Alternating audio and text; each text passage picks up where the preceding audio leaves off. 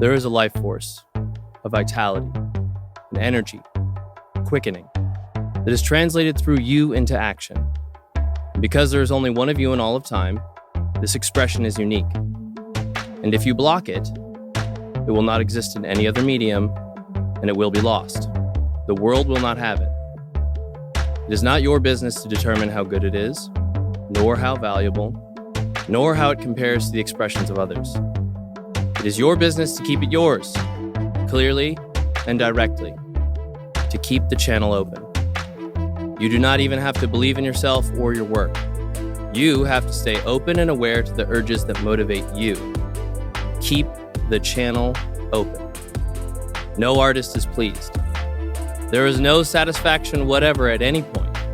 There's only a queer divine dissatisfaction, blessed unrest. Keeps us marching and makes us more alive than others. Martha Graham.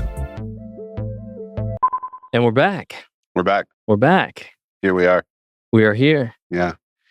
The channel. That's what this is. That's what it is. This is what we do. We get into conversations with artists, and it's usually centered around art and creativity, but sometimes we meander and go into uncharted territory. Sometimes the meander is the show. Perhaps that is the art. Yeah, it's a thing. You just gotta keep the channel open and follow it. Pay attention to the urges that motivate you. That's what they say. That's what they say. Yeah. Have you been? I'm good. We've got a legend in the building today. Oh yeah. What's your relationship to Steph Simon's work? I'm a fan. Yeah. You know, Are you a hip hop fan, like in general, or like? Yeah. So I grew up on the East Coast, and I was really into hip hop. I was into the old school stuff, like the Four Elements, breakdancing, graffiti, hip hop, and rapping and DJing. And I was really, really into especially b-boying was kind of like my thing. I loved to break and all that. And we had a scene, and I would move up and down from DC into New York and Maryland and Virginia. There was these little scenes that kind of all would connect to each other and would cipher. And, just growing up in the hood, being, a person of color, it was just everywhere. It's just the music you would listen to. And I remember the Clips were really big in Virginia because that's where they're from. And Pharrell is, from my hometown. And I remember when the Grinding song came out, we would literally find any surface and go. Yeah. And we would all try to freestyle and smoke blunts and rap. And it was usually trash, but it was just that's just the culture. That's just how it is. Yeah. Well, Steph is a hip hop artist, entrepreneur. It's hard for me to talk about him objectively. He's a good friend of mine. He's a collaborator. It's weird. I met Steph 9 years ago, and we've worked on his festival, World Culture Music Festival. Dreamland Festival is what it's now called. We worked on the Fire in Little Africa project together. I worked with him on his personal brand and stuff. So, we've got a long relationship of a lot of different collaboration. Do you ever meet someone and you just know immediately that this is a connect? You're there's something yeah. Yeah, it's there's the quantum entanglement type thing where you're this person. It can be someone that you work with. It can obviously be romantic. It can be all different types, but it's just you just meet and you're I kind of felt that with you, honestly. When we met, it was whoa, okay, there's something here. I definitely felt that with Steph. I moved back to Tulsa. I think I mentioned this in my episode the other day, but moved back to Tulsa. I knew Doc Free. He had told me about Steph. And so I was I want to get involved in music. I want to work with artists. I was I got to meet this Steph Simon guy. And then the universe just put me in front of him my second day in town. I gave him a ride home that night. And we just kind of became friends and started working together shortly after. So cool to have him on the podcast. It's kind of full circle. This is I'm always helping him on his creative projects. So it's cool to have him, in one of mine. Yeah, it's very exciting. Yeah, Steph Simon was very influential in bringing me back to Tulsa. When I was here, before I moved to Arkansas, I would frequent Cypher 120. And I met Tone, and I'm pretty sure Steph at that time, and was just like really into that scene. And then when I moved to Arkansas, it was just totally dead.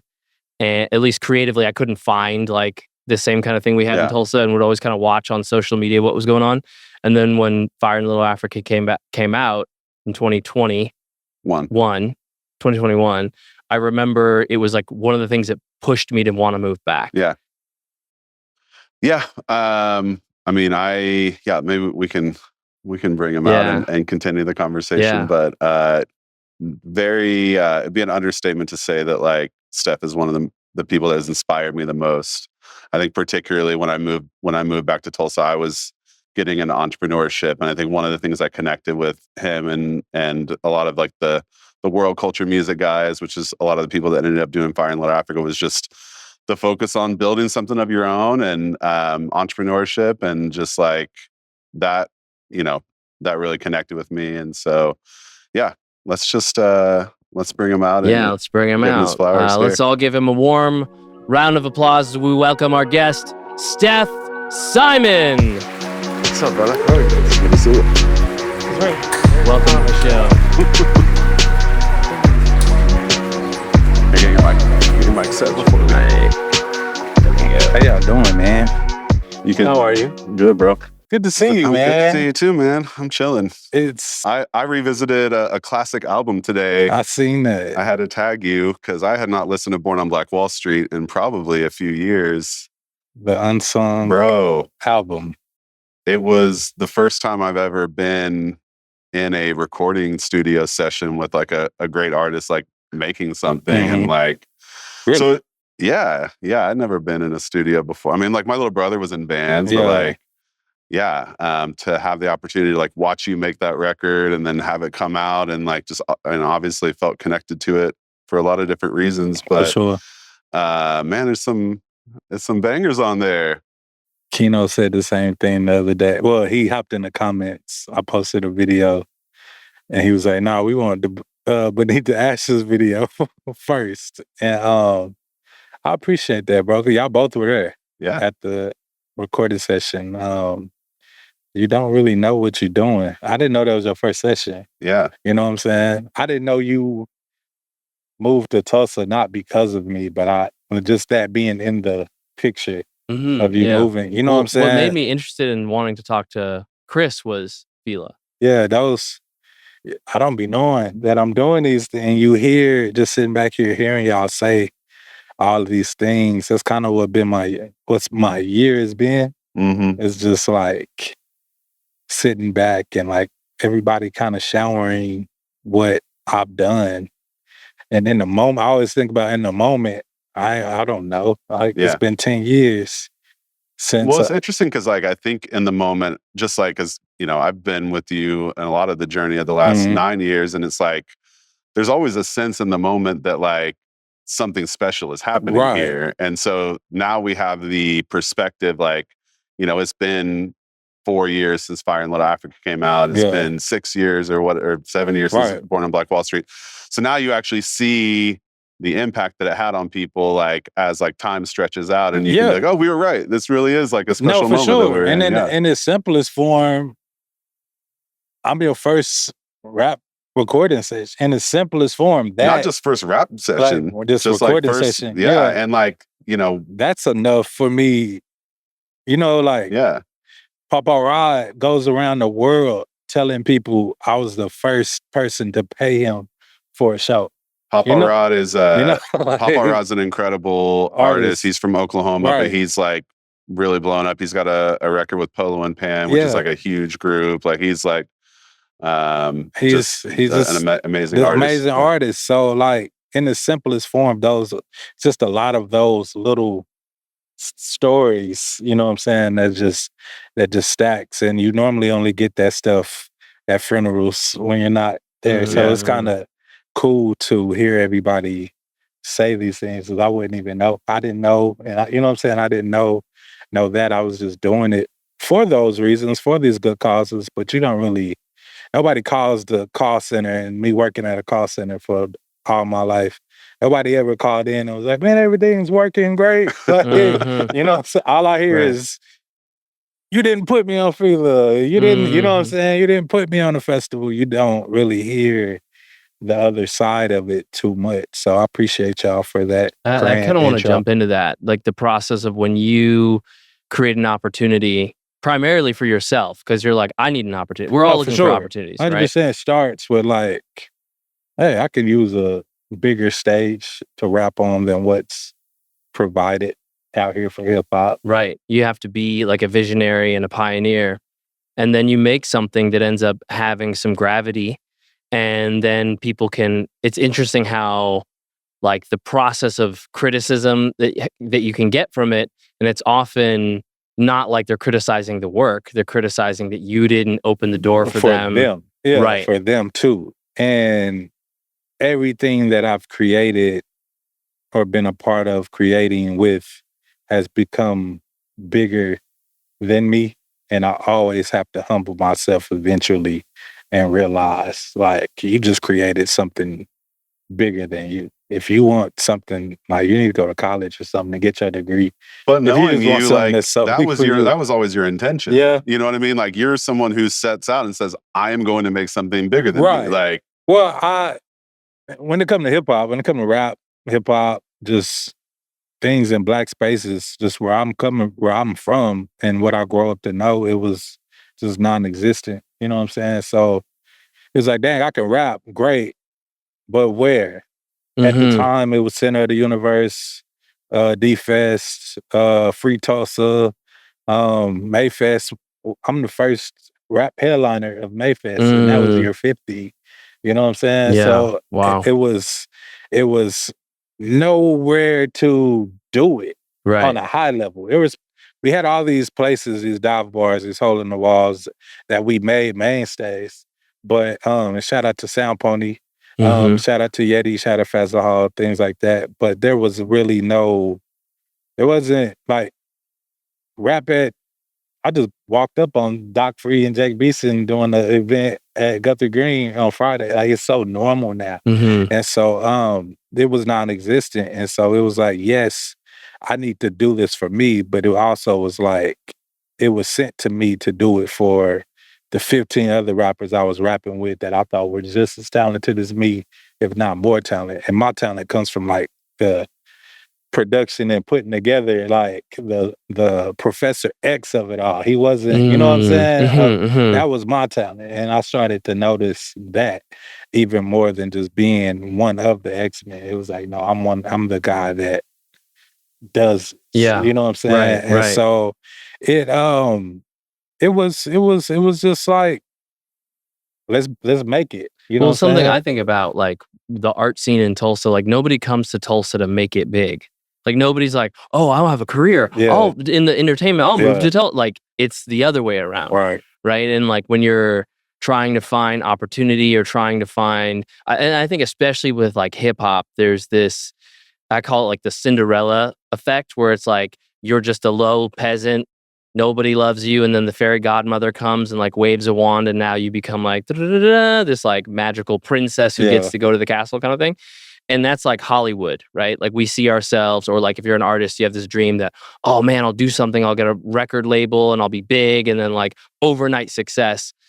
And it doesn't work that way. Yeah. And like maybe you can move to LA and maybe that can happen, but like it's happening more and more with technology becoming the place that is the distribution route, that those gatekeepers, if you will, are kind of like losing their power. They're losing their position. Right. People are able, because of the internet and things like that, people like gatekeepers are losing their power because you can just like see behind. You know what I'm saying? You can just, oh, it's nothing back there. Let me just build my own fortress or enterprise or whatever like that. Because I mean, it got to a point where I had to.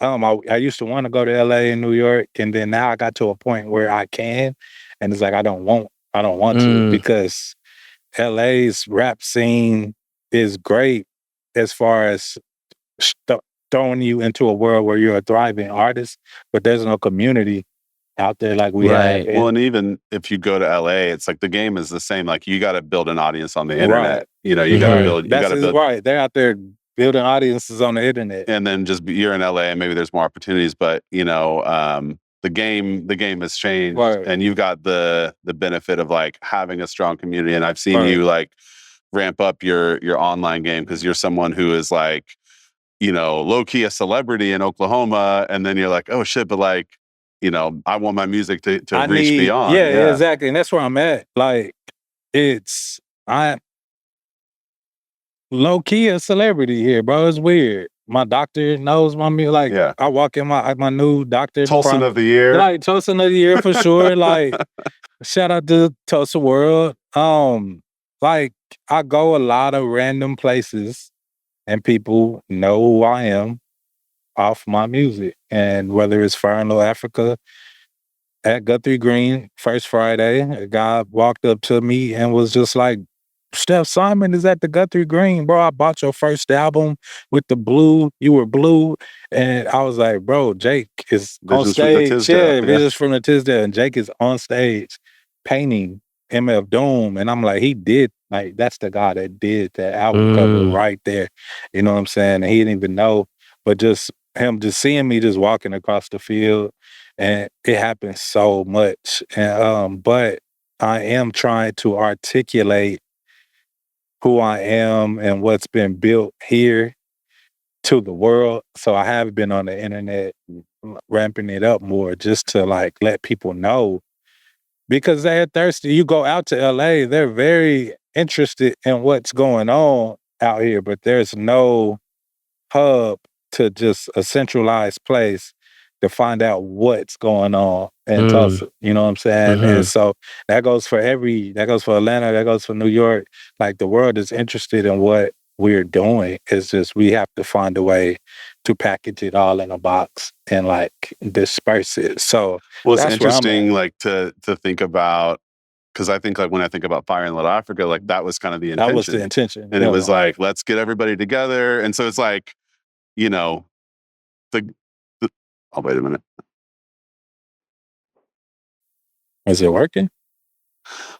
So that was the intention of Fire in Little Africa, was to get everybody together on an album. You know, we're like huddled in a room, coming up with the play. Like, what can we do? It was like, you know, we always used to use the analogy of like, we're on a desert island here, and we're trying to spell out, you know, help me and rock, so that when the plane flies over, and it's like, Fila was like, let's go all in. Let's get everybody together. We got the funding. We got the label. We got the publicist. It was like, this was our big push.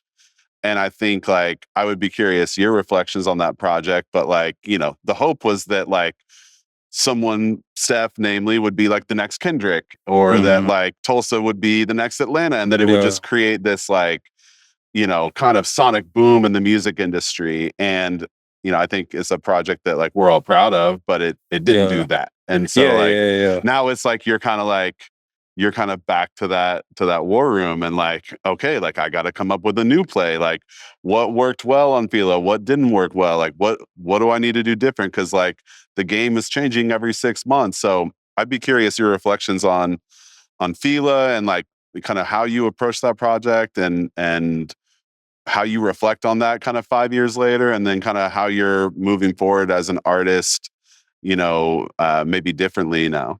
Man, bro, I wish I went into Fila. I'm a big Dragon Ball Z fan, bro. I don't know if you watch Dragon Ball Z. I don't know if you grew up on Dragon Ball Z. I got all the way up to like the Cell Saga. I'm the Cell Saga, and I'm done. I ain't get past Cell Saga. Cell Saga was enough for me. I recently watched the Broly thing, and my little nephew was like, "We gotta watch," and it was pretty good. Okay. I mean, it's ridiculous, like, you know, just it powers up. But like some of the fights are pretty cool. It gets, you got to really get into it when they get past that. Two things we watched before we started Fila, we watched the Dream Team documentary about the 92 Dream Team. And we watched, and I was just watching the Cell Saga again, because when I visualized it, I went into it like Goku.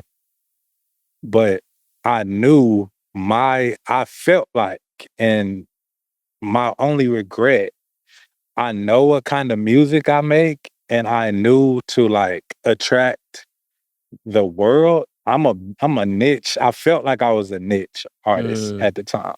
I felt like I was a niche. And so I knew I was gonna make what I was gonna make. Shining wasn't in my brain. Party Plane wasn't in my brain. Well, I made Party Plane in 2019 and put it on Far in Little Africa, but I didn't think Charlie was gonna be on it and things like that. But I knew the style of music that I made was like, I'm a Currency, Dom Kennedy, 500 Cap. I was going into it like, this is the type of artist I am. I'm not the star of this show. I'm the leader of the band and I'm the glue, but I'm not the star of this show. And I remember going into it and I sent Dom a YouTube link of Goku fighting Cell, and then he quit. And he was like, all right, Gohan, you got it. Yeah. Finish it off. You know what I'm saying? And I thought Dom had what it took, Dom and Keem, Saint Dominic, which is one of my favorite artists here in Tulsa. I felt like him and Keem had what it took to attract. I was 34 at the time, you know what I'm saying? And that ageism, it's cool to be old rapping right now. I love it, you know what I'm saying, actually. But at that time, I went into it with ageism and like, I can't be the guy. I'm old. I wear old clothes. I wear old hats and blah, blah, blah. Let the cool young dude, like, Reparations is a banger. Like, you got to be the person that beats this era. I can't do it. Like, Jay-Z is a great rapper, but a Travis Scott show is what today was. You know what I'm saying? Right. And it doesn't mean I'm not good. It just meant I felt like the younger artists were the ones that was going to like sell. The weird thing is though, Steph, like you were the artist with the most heat in Oklahoma going into that project. And I think like, and I thought I was flying the ship and just making sure we landed and we flew and stuff like that. But I didn't think I was going to transcend it. I thought I was going to get us there, throw the oop, and then somebody like, oh, that's cooler. You know what I'm saying? Yeah. I regret like how I feel today, even at 37. Like, I do feel like my music is good enough and I feel like I look cool enough and you know what I'm saying? All the things that I was just kind of slightly it's kind of like about. The best art is like the most pure expression of yourself, right? And like people respond to authenticity and realness more than anything else. And I think that's especially true with hip hop. And then when you start to get in your head, and like I've certainly like had creative projects where like I know it should be this, but then I start getting in producer mode and I'm like, oh, but like strategically, this person has more followers and we gotta put these people together. And you start, getting a little bit, out of your heart and into your head, and you start to like be the strategist instead of the artist. And then, the work can kind of suffer in that. Right. I think like rap, of all like genres of art that I've seen, it's like the most sensitive to that. Cause like this is like why we don't like white rappers in general, right? It's like, this is a form of expression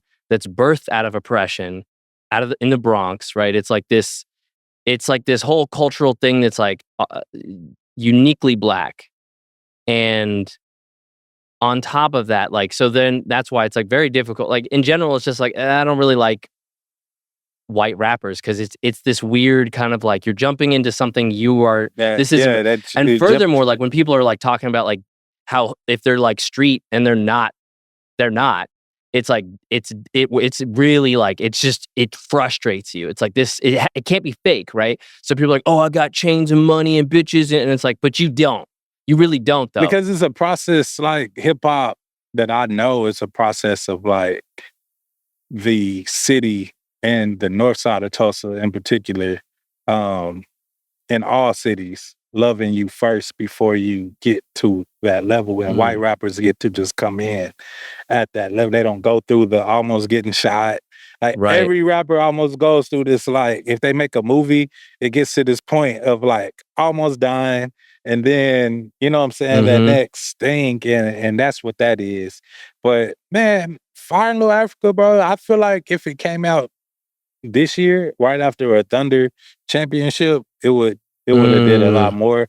We were ahead of our time. It's hard to lead with history You know what I'm saying? Like it's, but I think it did great. Like it still streams. I check the numbers all the time. I still even with me feeling like I stood back, I still was in the forefront, and I still got so much out of it. You know what I'm saying? And I'm at Wingstop last week, and 2 kids telling me, like, seeing me walk in, and you know what I'm saying, asking me, was that me? And this is 4 years ago. You know what I'm saying? I mean, even just like on paper, it's like Motown album. Right. You know, worked with Yvette Noel Shore, like Beyonce's publicist, like did a song with Charlie Wilson from the Gap Band, like and you know, like rallied your whole community to, you know, do something together. And like, you know, there's a lot of heart and a lot of soul that went into the project. And I think, like, you know, I don't regret anything. Yeah. That kind of makes me want to, like, there's another topic that I've experienced as an artist, and I'm sure you've experienced, as we're talking kind of at least with Fire in Little Africa, where you put all this energy into this moment that's the biggest thing you've ever done by like orders of magnitude. It's like so much bigger than anything you've ever done. You know, it's gonna like do numbers. And then it comes and then it goes, and then you're back to your same house or apartment and your same car, and like you say, like nothing really, things change, but like you go back to regular life, and you're like, wait, where's the like the deal? Like I'm waiting for like the sponsors and like the MTV interview, like all you in your mind. At least for me, the first big thing, you were there when we went to Miami. That was the first time I went to like a big stage as an artist, and I just assumed, I was like, this will be my moment. Like everything will be, and like, you know, it has, but I came home back to Tulsa, and, you know, my house is exactly as I left it, you know, and it's like recovering from that and figuring out like, what? It's like a hangover, right? It's like a little bit of like a shit. What happened the last 2 years? Like, I didn't expect like things to change going into it.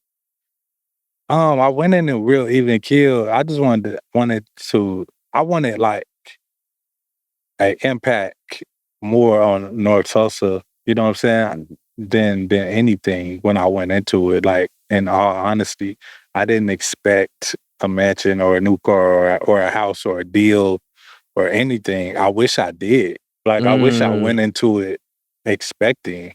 I went into it not. And it did get me to this level to expect like what I'm doing now with Dreamland and Dreamland Festival and the album I'm working on. And like, I am expecting everything. And it's really about like what you put into it. And I do want to be let down on some shit. Like, you know what I'm saying? Like I walk around, I wasn't let down with Fila. I didn't have a hangover, and I didn't like, that's good. Oh man, the Charlie Wilson feature didn't take me to the, like, I wish we did some things that we couldn't do interview wise, just to keep on my resume and stuff like that. But it put me in a let's say what that is. We flew to New York. Yeah, we flew to New York. And he was booked on the Breakfast Club. Right. Oh shit. And they canceled. They bumped us for, was it Tyson? Or who did they bump us? No, they bumped us from she's from Tulsa, and she's Nicole Lynn. They bumped, like, we had like landed in New York. It was like me, Steph, Tone, and View. And like I wasn't going. They were all going on the show, and like literally, like, we landed and got the call. It's like shit like that. It's like, I wish I could just go back. So how did, like, walk me through that? That's interesting. We're on the way to Breakfast Club. Like, what are you feeling? What were your thoughts leading up? Like on the plane? My thoughts in traffic, 100%. I'm looking at all these project buildings and these high rises and these apartments that are 80 stories high. And I'm looking at them in the mecca of where hip hop started. And a nigga from Tulsa is on the way to interview at the Breakfast Club. And I know it's at least 50 rappers in each building that can go. But I'm here. That's how I felt. And then you get the call. Yeah. And I'm like, I gotta go on here and say some shit that's gonna like really, like, I gotta appreciate this interview. because it's people in this city that's not getting this opportunity. I got 2,500 followers at the time. You know what I'm saying? And I'm here. I have to appreciate and I have to own this moment. That's what I was thinking. Like, I was grateful as shit because I was in the city that makes the calls for rap. And I'm driving past where my favorite rapper is from. Both of them. Biggie is from right there. Jay-Z is from right there. Nas is from like, and I know it's people that want to be like them in here rapping. And I'm going to talk about some shit in my city. They don't even know it exists. And I got this kind of opportunity. And then we got a call that said it's canceled. And I was just like, damn, you know what I'm saying? But like, even still, and I didn't like, even still, I would love to look at it just to, you know what I'm saying, today. But I don't feel like it's off the table. Cause I met Angela Yee like 2 months prior at the mansion. You know what I'm saying? Oh, shit. So like, I just felt like when I run into her again, I run into her, you know what I'm saying, again, but I wasn't like, I was bummed at that moment, but it was also my first time in New York. And I was just like, dog. It's a really healthy attitude though, to kind of feel like no one thing makes me or breaks me. You know what I'm saying? Like, it's like, you know, your destiny, you know, like generally like where you're headed. And so like, it's kind of like a disposition of trust of like whatever happens was supposed to happen. Because the minute you go into like telling yourself the story of like, oh, like the Breakfast Club canceled, and so that's now the reason why I didn't make it. That's a sign that I shouldn't be rapping. And you know, but like if you can let those things roll off, I think sometimes people do that to me. Yeah, I'm the reason why they didn't get to be a part of Motown or their career stalled. There's people that stop. You know what I'm saying? There's people that stopped rapping because they didn't make it on Fila. Yeah, because So, and I'm like, nigga, I could stop rapping because I didn't make it on fucking Jimmy Fallon. We were supposed to do that. You know what I'm saying? It's so many we supposed to do that just didn't happen. I didn't get to be in the Party Playing video with Charlie Wilson. You know what I'm saying? I had COVID. I caught COVID. Oh, shit. And everybody flew. So it was so many things, but like, yeah, I never let any of it kill me or like break me. It's just like, it didn't happen. So then what is it that motivates you to make art? Bro, I've been in this forever, bro. I was a ballet kid. I was a dancer. I was a performer. I was church. I was always doing this. You know what I'm saying? Yeah. So I was always in my treehouse writing raps. I was writing songs or writing stories or just like, you know what I'm saying? This is always who I've been. So before anybody cared, you know what I'm saying? I was already doing it. So it's like, if Breakfast Club gets it or not, like, I think it's gonna be better when it happens. Man, I'm happy to be here because last time it got canceled. Like, they gonna be like, last time, like, you know what I'm saying? Right. So it's just one of those things that that kind of makes me think of this quote that I've really been on right now. It's from this book called Art and Fear. And it says, many artists dream of having made great art. Few artists dream of making great art. And for me, in my practice right now as an artist, I'm really turning my attention away from having made the thing. So if I want to make a painting or a performance piece or a show or whatever, thinking about, okay, it's going to be this really cool thing and people are going to like it and they're going to applaud and I'll get likes and shares and I'll be famous and people will know me. That's having made great art, right? Making great art is sitting in your treehouse writing rhymes by yourself, and that you may nobody ever hears, right? But you're not doing it so that people can hear it. You're doing it so that you can write rhymes because you enjoy that, right? It's like it's the shit you like to do because it fills you. And when I meet artists that are asking me of like, how do I do this? How do I get it? And it's like, well, how much work have you, like, how much do you do it? Do you do it every day? Are you in the mix? Are you making art all the time? And if the answer is, well, I can't, and it's like, okay, then I don't know if you really want to do this. I'm very spiritual. I'm very biblical. as I've been reading the Bible more, and it's a series of unfortunate events for people leading all the way up to accomplishment. They go through all these tragedy. Didn't work. You know what I'm saying? And ate by fish or like, you know what I'm saying? Moses. Like just whatever. So and as far as pastor, I grew up in a church and I always wondered like, what makes this dude get up here every week with a new perform? Does he rap? Does he write this on Monday? Like, how does he do this consistently? You know what I'm saying? What drives him to want to do it? And it's not the money. It's not a mega church. You know what I'm saying? What makes him want to do this every week at this church and that church? And like, and it's calling based, bro. Like sometimes I don't even feel like I'll be at home writing raps. And I've never ran out of a rap. I never got nothing to say. And it's just what I'm sent to say.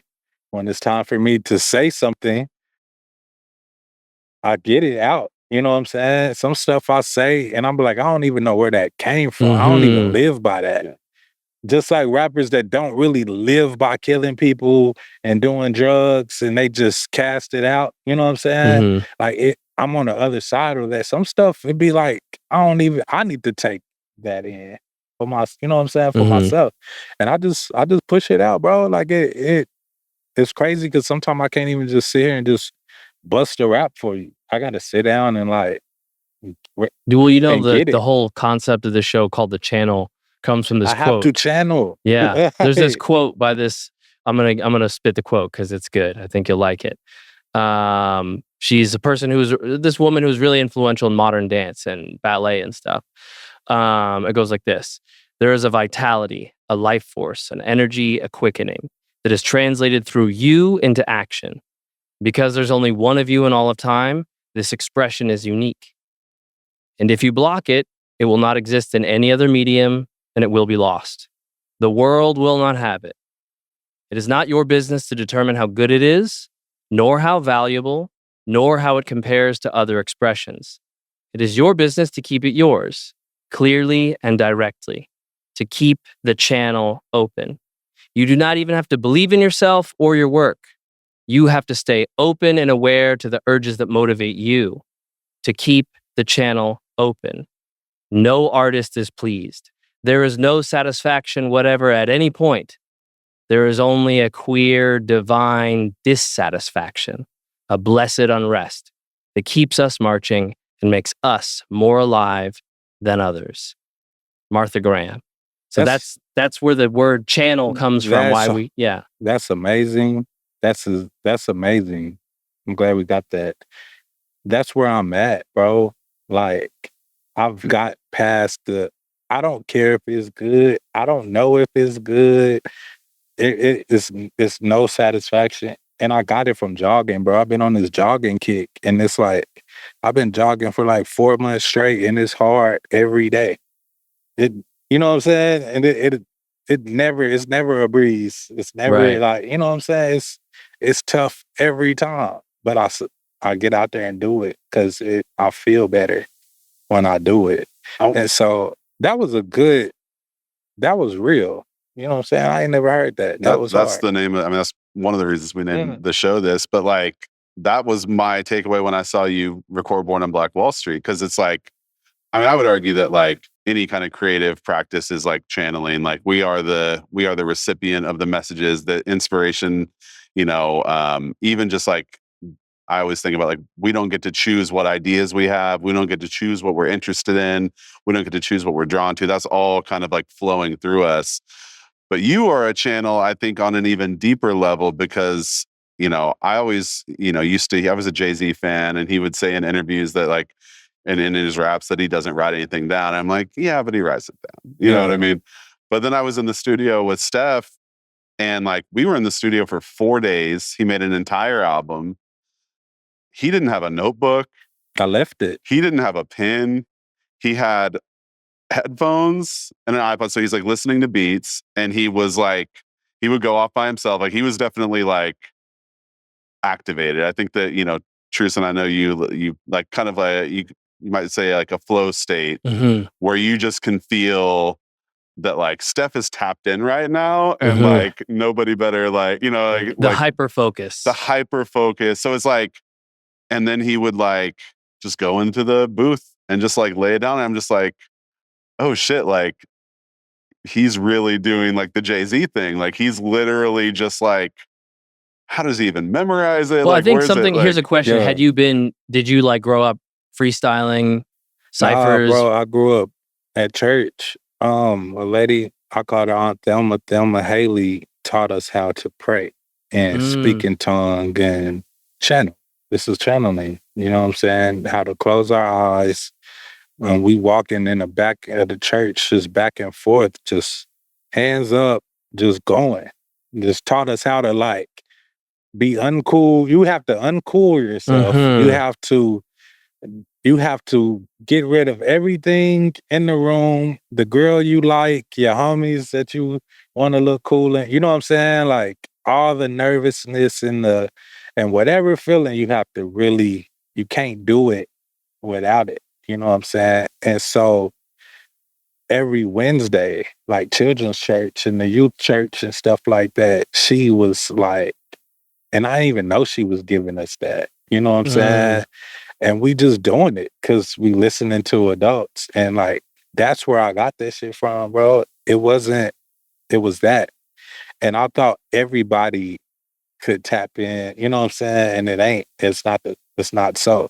So it was, I didn't grow up freestyling or none of that, bro. I grew up playing with toys and like creating stories and movies out of toys. You know what I'm saying? Like creating imagination going crazy. You know what I'm saying? So, and you need that too. You know what I'm saying? So, and just being drilled faith is a freestyle. It's a super trust.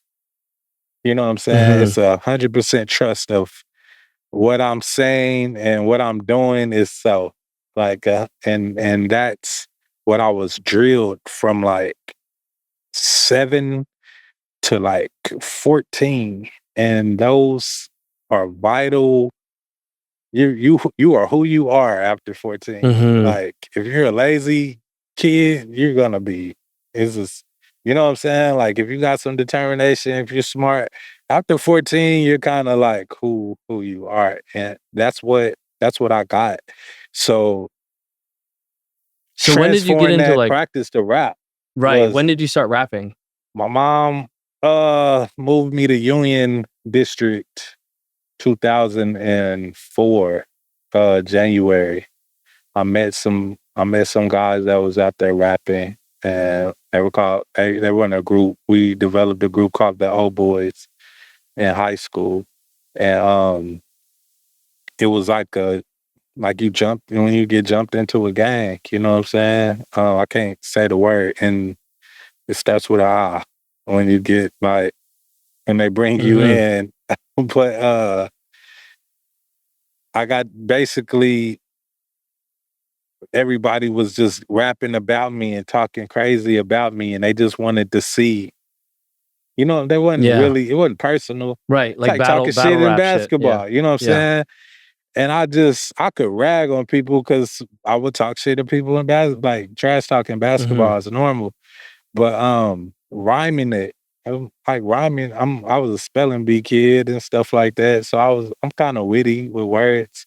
So I just start rapping back and like making people laugh and everybody just like, I'm lining everybody up and then everybody's just like, oh, okay, you in the group. You know what I'm saying? So I just start rapping from there. And we was rapping in high school and we were big. Like we had a MySpace page and it was doing numbers and it was going crazy. But yeah, that's where it started. But when my mom passed when I was 20 years old, that's when I developed the like machine coping mechanism. Writing to music takes me away of her not being here anymore. And I met Chris when I was just coming back into letting myself go, just trying to gather myself. is when I met Chris. And from 2008 to what, 2014, 2015? 16. Mm-hmm.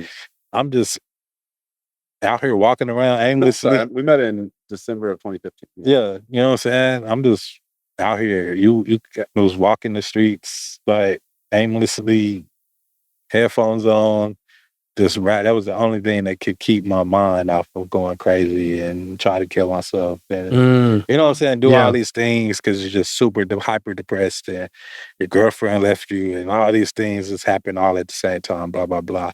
But rapping, I turned into a machine to where I could just do it. See, that's the thing that I was like trying to like unpack is the practice, right? The practice. It's like practice makes perfect. I didn't even know it was a practice because I was coping, but that was my practice. Right. And so Sound Pony and stuff, Crystal Pistol in that area felt so, this is where the outcasts hang out. You know what I'm saying? This is where you can wear your art, you know what I'm saying? Mm-hmm. And you can show up and just be who you is. And we all was getting out our personal, what everybody was going through. So I found a home with it. That was such an era, man. Like, not just for the hip hop scene, but like the Sound Pony was this like dive bar. Yeah. It's still there, but it was different in the early 2010s because it was a lot of scenes intersecting.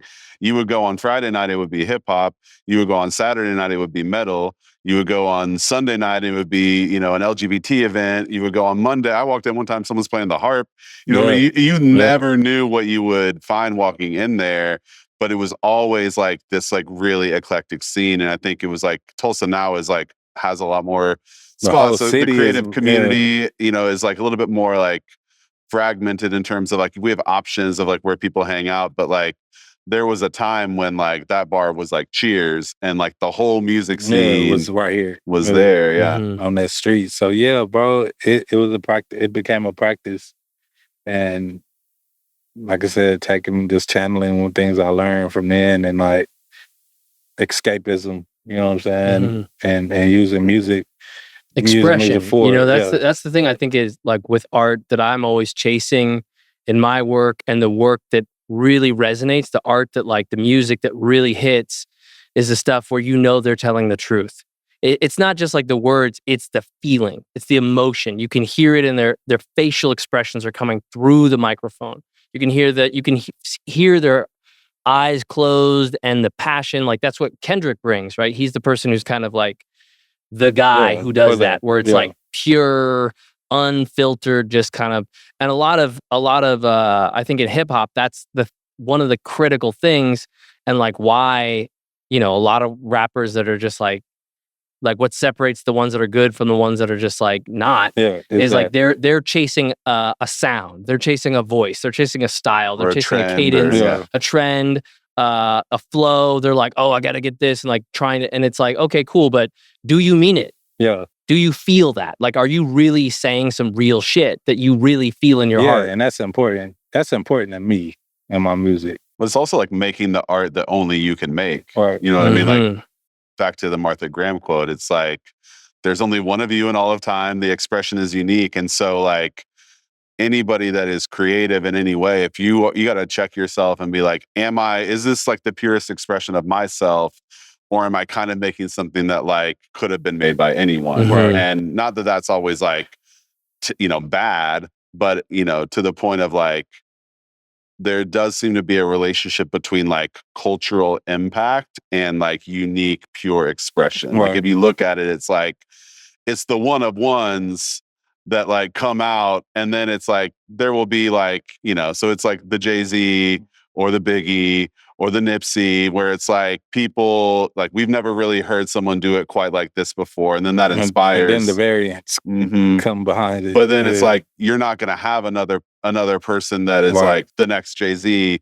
It's going to be like Kendrick, you know what I mean? And who gets compared to Jay-Z for like the cultural impact and like some of the themes or whatever, but like is a totally different expression because he is expressing like himself. And so, you're kind of lost in the sauce, I think, at the point where you're chasing anything, or you're in your head about like And this goes back to practice. Mm-hmm. This is a thing I've experienced as a painter.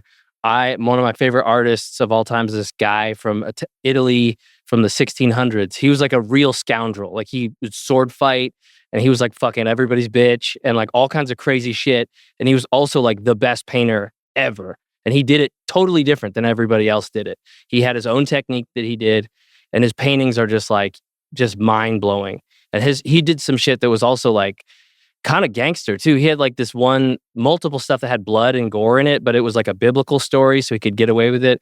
There's this famous painting of him, David holding the head of Goliath, and he painted his own face as Goliath's decapitated head, and it's like gnarly. So anyway, so he's like one of my heroes aesthetically. I love the way it looks and tried to like figure out the technique and paint like that. But Caravaggio already did it, right? Like Trueson's Caravaggio is always going to look like an imitation of Caravaggio, right? Like that's his life. I didn't live that life. I didn't have sword fights and kill people, you know? So like I can try to do that, but like, right. Yeah. Try me. No, but I think the thing is like, for me as an artist, it takes time. It's a practice. Like I can get that technique and now I have the ability to kind of paint whatever I want, pretty close to it. Still working on it. But now that gives me the freedom after I try to do what my heroes do and paint like them. You learn the technique, you put in the hours, you grind and figure it out and learn all the technical stuff, the craft, which then allows me to free myself up to say, okay, what do I want to say? What kind of work do I want to do? And I think for a lot of artists who come in wanting to start at the end, they want to start being famous, being successful, being good at their craft.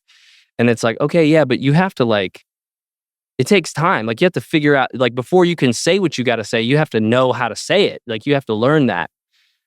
That's where I'm at with life right now. And the feeler got me ready for where I'm at. I don't think I can deliver what I'm trying to deliver with Dreamland Tulsa, Dreamland Festival, TMC Records, all the things that I'm trying to create now. I don't think I can do that without going through what we went through with Fire in Low Africa. So it speaks to Trueson, you're talking about the unique process of every artist, but I think there's also the unique journey. And I know for Steph, it's if you were going to start, what year did you start rapping? Like 2004. 2004. You're a rapper in 2004. You're like, I want to be a professional rapper. They would have said, move to LA, move to Houston, move to Atlanta, do this, meet a label. There's a playbook. There's a path of this is what rappers do. And if you were if you were following someone else's advice, that's probably what they would have told you to do. Oh yeah, I heard that so much. But I think one of the things that stands out for you, even outside of the art and the work that you've actually put into the world, is just the way that you've done it, which is by staying in Tulsa, embracing being from here, speaking about the history of the city in your music, starting a nonprofit, raising money from philanthropists to fund a hip hop album.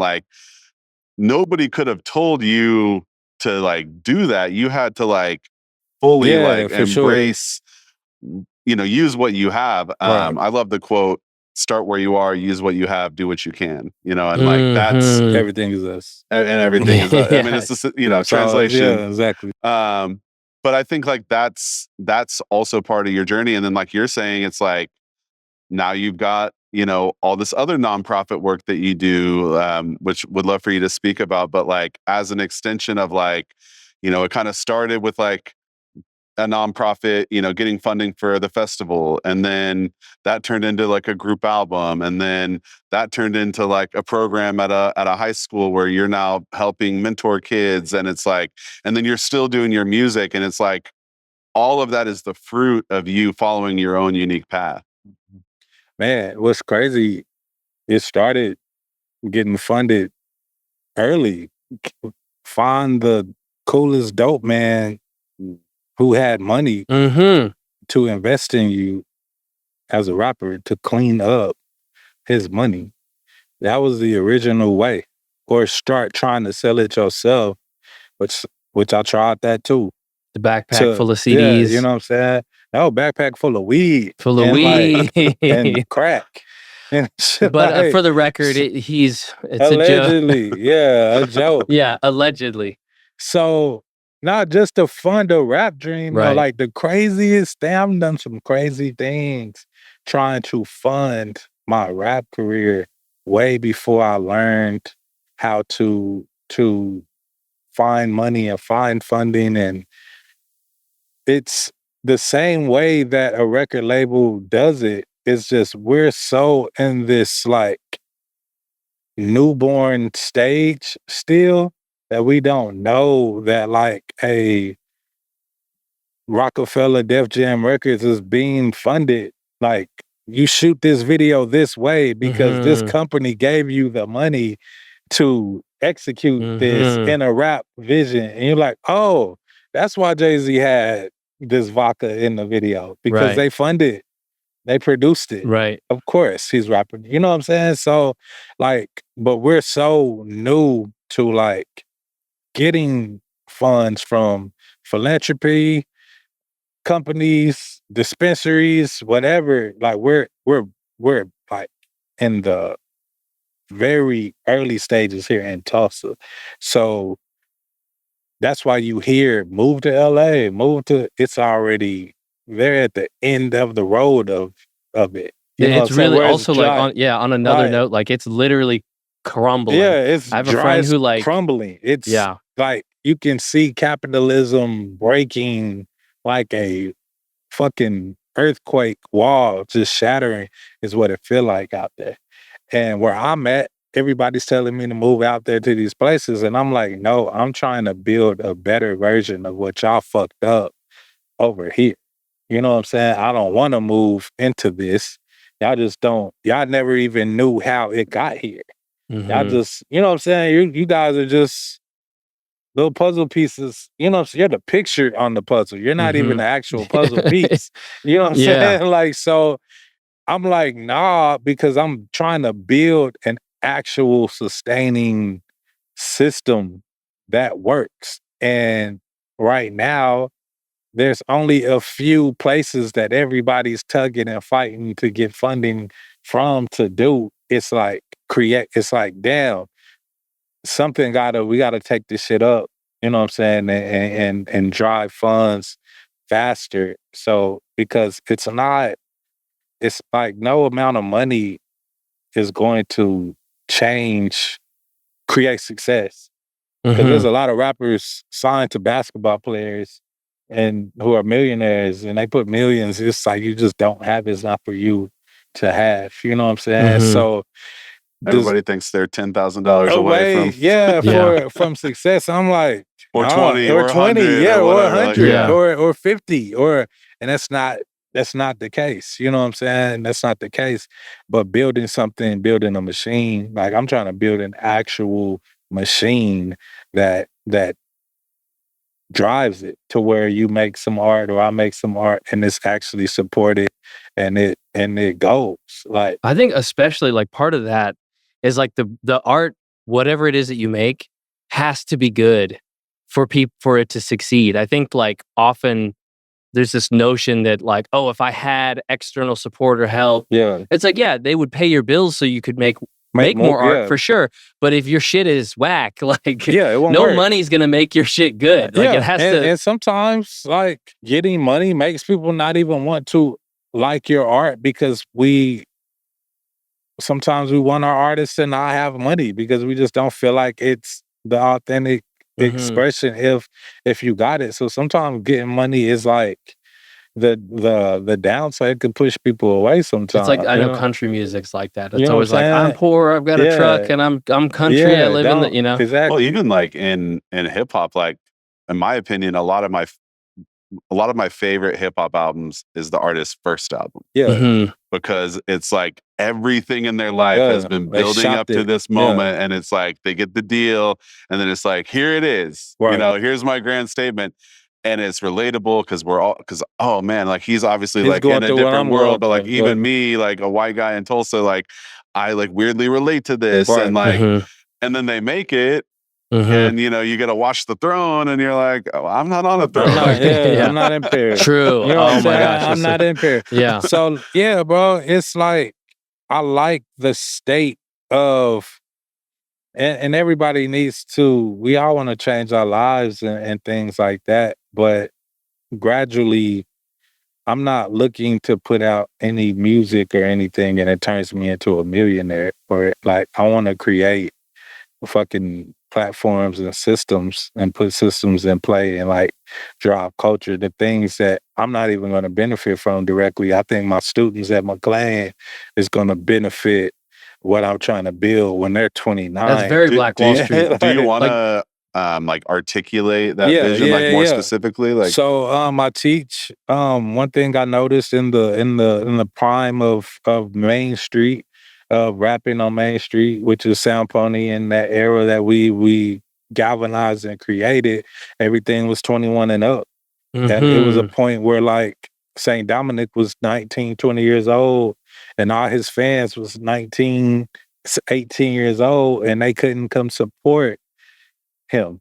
You know what I'm saying? And had we had an access to a Kane's Ballroom or a Vanguard at the time or a Chimera at the time where you can bring everyone in, we can maximize like revenue, not even for Dom, but like for the grand scheme, the engineers and the businesses and things. And now we got commerce, you know what I'm saying, out here. But we just rap it for free and hoping everybody get drunk so we can take home $150. You know what I'm saying? But it's packed, you know what I'm saying, tonight.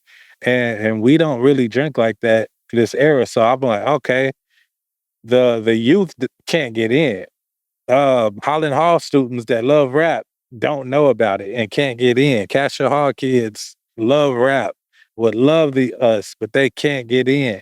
All these people like that's the sweet spot of hip hop where you make your money, is when you got those fans. Those are the kids that are at the Kane's Ballroom, Tyler the Creator concert, 21 Savage, all these people that they bring through here is 16 through 21.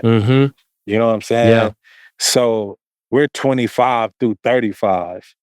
Of course, we're coming out whenever we feel like it, but the people that want to share that experience, probably their first concert, you know what I'm saying? We can turn Dom into a star or any young artist. And I was like, man, we need spots. So like what I'm building at TMC Records is a record label at McLain High School. I basically teach recording industry, mentorship and hip hop education, teach them how to record, produce, monetize music, throw their own shows. We actually, Royce 1K is an artist from my program, through a show here, through his own show at the Tulsa Riverside studio. Shout out to Royce and shout out to this venue for allowing that to be a space for high schoolers to come in here and just support, because you don't get more support than what you get in high school. Right. Because every high school is either going to say, you suck, let me go see, or I like you, let me go see. Either way, Royce charged $5, $10. You know what I'm saying? Granted, his show wasn't as big, but at least gets the ball rolling for the next high schooler to come in. Right, and it creates now a scene. This is a place. Right? And now we have a scene, because it's not about one person. It's the scene. So once this becomes a space where high schoolers know they can hang out, now we have shit rolling. Because the adults are coming.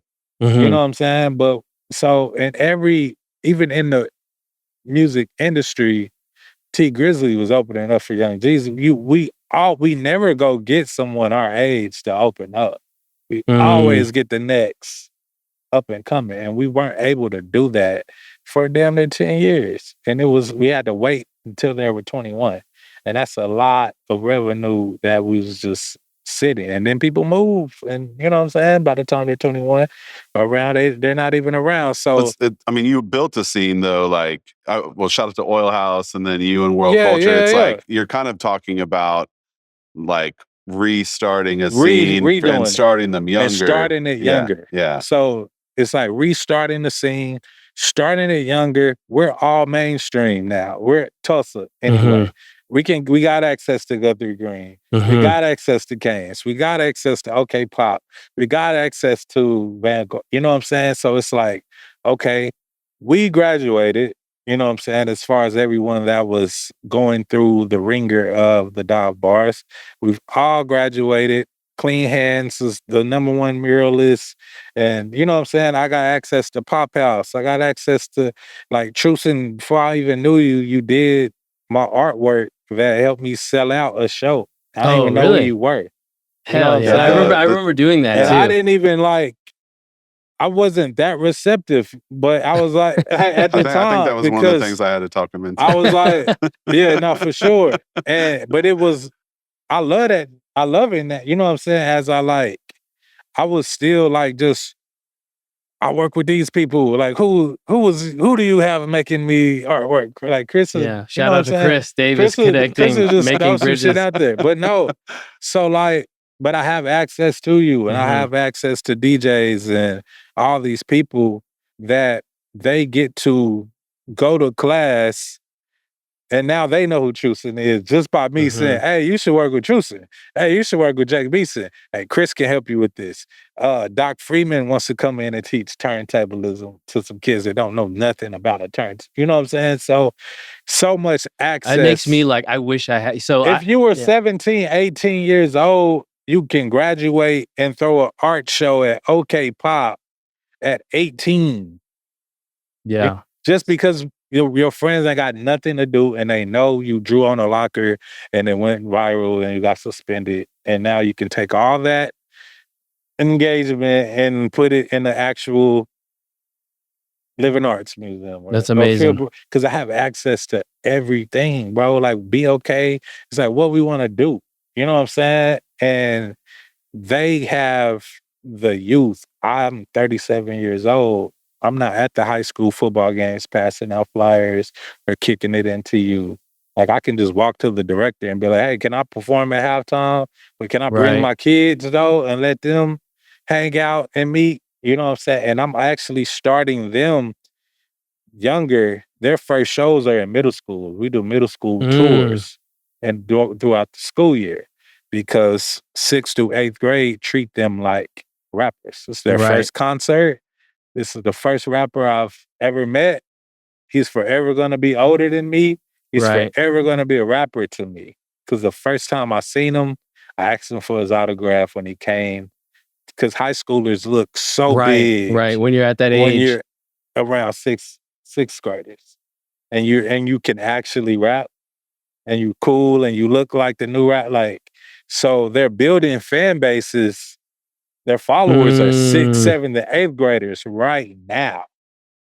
When they're 24 and they're 21, guess who's coming to see them at the Vanguard? And not to mention some of there's a 16-year-old kid who's blowing up and it used to be this kid, he's going to do something later. And it's now they can just they can actually blow up now. So you're actually creating just a pipeline of talent. And then, you've got the festival and then that generates, opportunities. Your first show, real show is Dreamland Festival.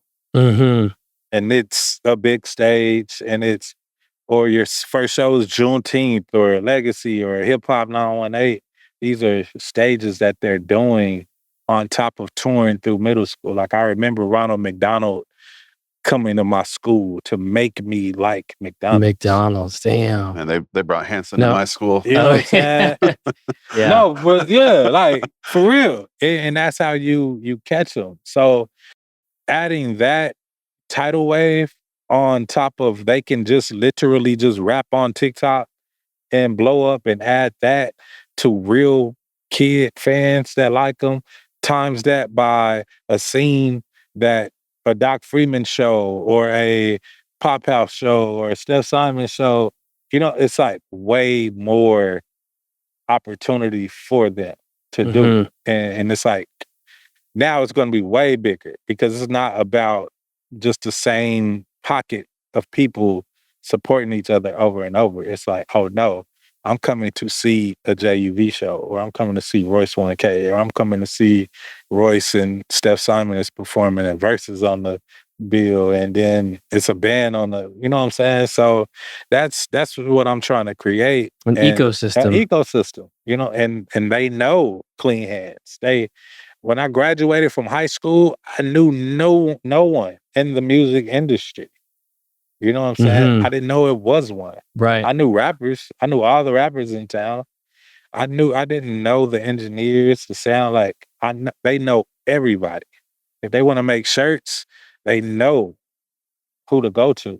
You know what I'm saying? So it's nothing that they don't have access to when they graduate, and they apply that same knowledge. If they want to be a barber, if they want to learn a trade, like, they leave with the same knowledge. You know what I'm saying? So if they do be like, I'm done rapping, their resume is full of hip hop 918s before 25. I mean, to say nothing of the fact that you are giving young artists an outlet for creative expression and allowing them to process their feelings, and just like, I mean, you're pitching a beautiful vision of, like, you know, prosperity, but I think it's just like, you know, just want to acknowledge you for just like what's happening now, which is like, you're working directly with these kids, you're giving them something to look forward to, something to be excited about, and like an outlet for, you know, whatever they're experiencing. And like, that is, you know, so important and valuable just in and of itself, you know, regardless of anything that comes from it. No, for sure. And I love that, like, a lot of these parents are Steph Simon fans, and they're like sending their kids to McLain to go to elevates school, the whole neighborhood, or after school. And like, my mom or dad said, I need to get with you. And, you know, it does elevate the whole neighborhood, that they, like, people know me and trust me with their children, and that I'm not just selling, because I'm not selling a get famous dream by me at all. I'm just inserting them into a community and teaching them how to add. So I've got a question. You're creating this whole ecosystem that is, to me, sounds very like OG Black Wall Street. You're creating a place for people to have access to be something great, to be what we always wish we could be. And you're doing this not for the praise, not for the money. So my question to you is, why? Because for me, my music won't live here. Like, you want your music to live, and you want your music to reach. And if it's successful, like, if this system works, it gets adopted. You know what I'm saying? And that's, I've seen LA crumble. I'm watching LA crumble. LA probably doesn't know it's crumbling. New York probably doesn't know it's crumbling.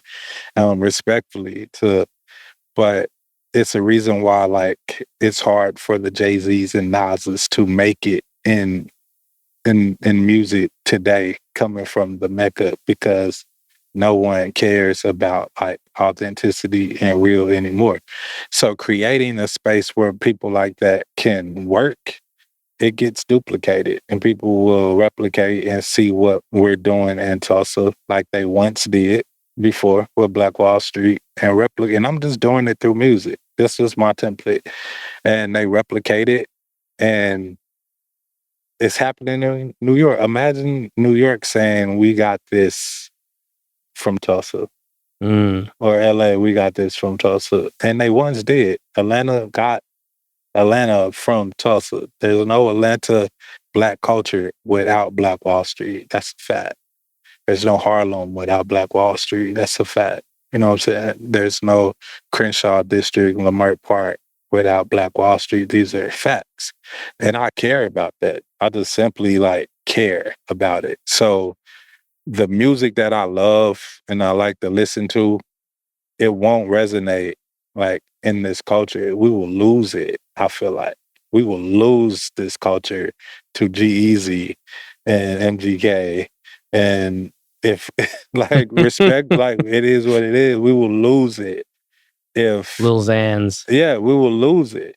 If and and that's how I feel. If what I'm trying to create doesn't work, we will lose it. And simple as that. And I want to be an example. I want to be the example for that all the way until I go. I want to see it happen. I want to do it. I want to see it. And I want to sit back and enjoy, like, I help save hip hop culture. And not even just hip hop culture, just my culture, just period. Because it will fall. It will go away. We will lose all control and very little control that they have and won't say that they don't have in hip hop. They will lose it. And I just want to control it. Like, I want us to control it. So it's in me to do. I feel like this is what I'm here to do. And I've been this way. Like, it's not new. I'm just more vocal and I'm more present in it and not as lax as I was. Like, oh, it's all going to work itself out. You know what I'm saying? I'm more militant with it now and I'm more just doing it. But nah, that's the why, bro. Like, it has to happen. We're going to keep dying by us. We're going to keep killing the ones that need to be alive in this. We're going to keep bad contracts. We're going to keep, like, we can't even, like, it's so many artists in LA that I love that are at the same level as where I'm at in Tulsa, but they can't. It used to be a time where they could tour here and it was promo runs and things like that. They can't even come over here and do a show, like, because it's just not the system anymore. And like, if I have a platform that they actually can come here and thrive, but they don't have a system here that sends them anymore. It's like they're just stuck in LA, just like you know what I'm saying? Like, we feel like we're stuck here. And I'm using LA, I use LA a lot as an example, but that's for a lot of cities. And hip hop doesn't own any venues. Like, Kane's Ballroom is not a hip hop venue. You never went to a venue and said, this is a hip hop venue. We do stadiums. We do, that's a football field. Like, we do NBA, that's a basketball. Like, hip hop doesn't have a House of Blue. That's not a hip hop venue. We don't have it. It's still things in place that we don't have in hip hop, where you can just go and say, this is a hip hop venue. Yeah, we do rock sometimes, like Cal Canes will do hip hop sometimes, but that's not what it's built for. You know what I'm saying? And I want to create those things to where it's normal. And that's my why. It's like, we're gonna lose it. Like, we're gonna lose it. There's no BET, no MTV channel anymore. You know what I'm saying? Like, there's how does a Nas come up today? Yeah. You know? Right. It's like, but like, we're gonna lose it. And so I just want to create it. I want to create it to where it works. And it's simple math. It's creating a Super Bowl for our culture, for hip hop, for the Black experience, for entrepreneurship, creating a Super Bowl, which is Dreamland Festival. And instead of taking the millions of dollars and just driving around in a Mercedes and a Lamborghini, I don't even need. It's like, build these things that now pour into the festival to where it's liberated and it's free. I don't have to get funding anymore. I've created fountains that fill up my festival, and it volcanoes, and it hits these things, and it just keeps doing it. You know what I'm saying? It doesn't run out, and it makes more. So it's the intention is there.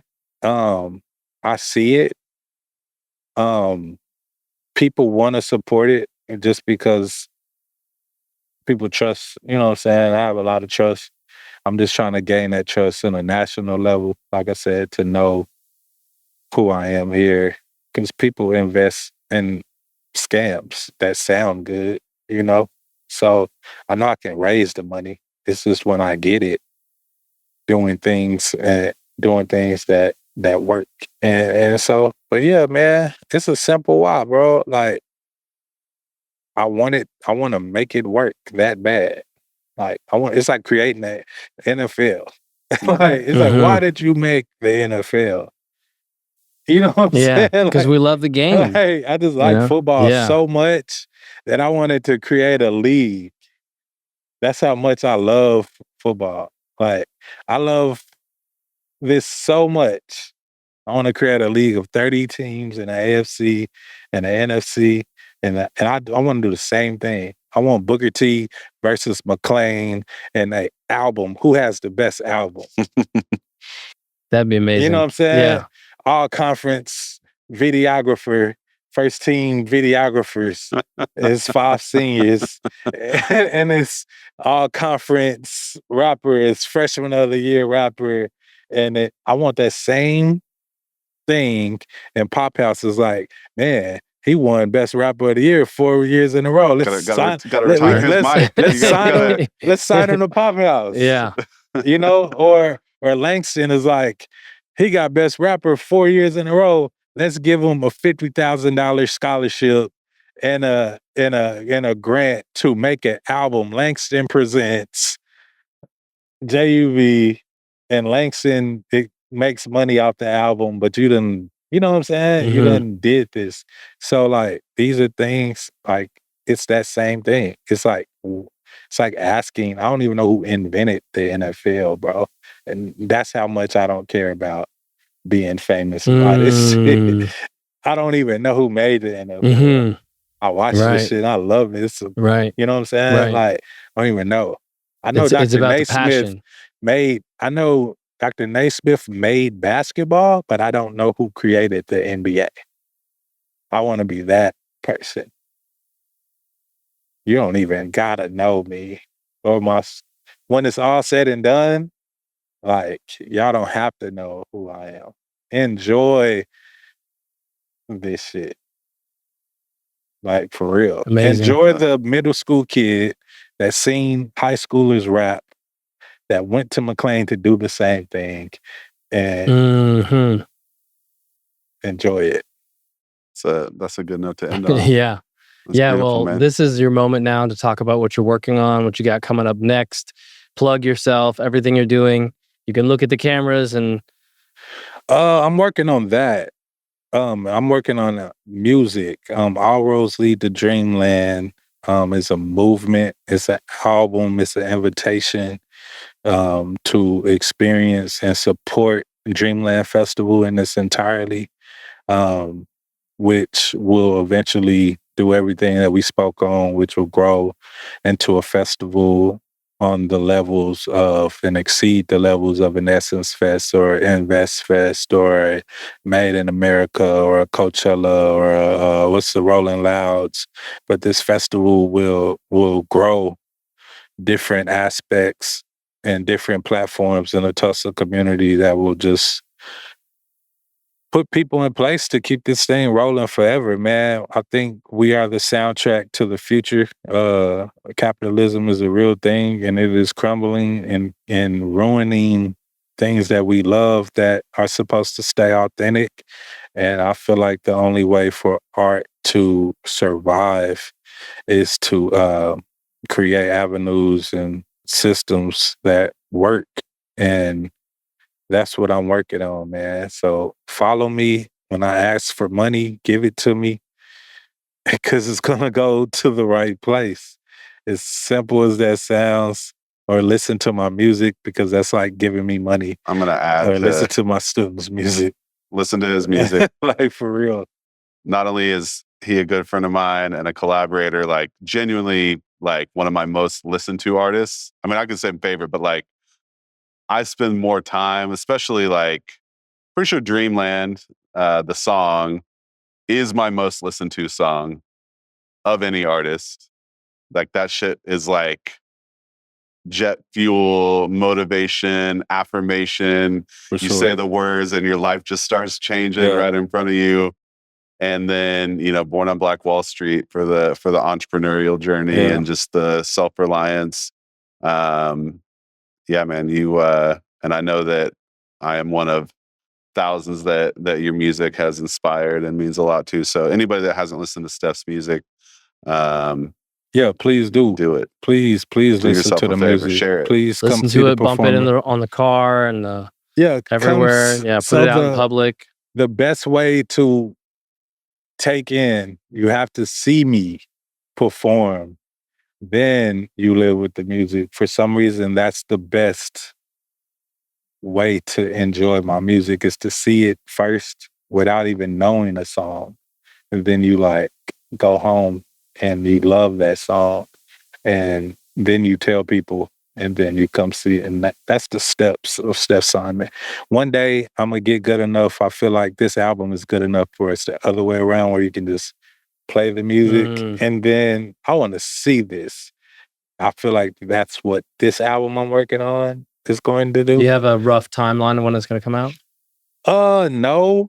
I don't. Back up the files. Yeah, I don't. Yeah, my computer crashed today. Like, it's done. The files are backed up. Learning that the hard way. But no, I don't, man. I want it to feel whenever it feels when right. When it's ready. Yeah, whenever it feels right, it's going to come out. But yeah, the music is the plan. The music is motivation. I'm in a drum major marching band. Follow me to the festival. I'm trying to take everybody. I'm leading a parade and taking everybody to the festival on this. Well, Steph, this has been incredible. I appreciate you coming on the show, taking the time to share, what you've been working on, all the work you've done for the city. We owe it to you. So, well, that's the conclusion for our show today. We appreciate you tuning in and watching the channel. I want to thank Citizens of Sound, Pop House, Ian Upton, A-Slut, the historic Riverside studio, and me for bringing this production to you. And remember to keep the channel open.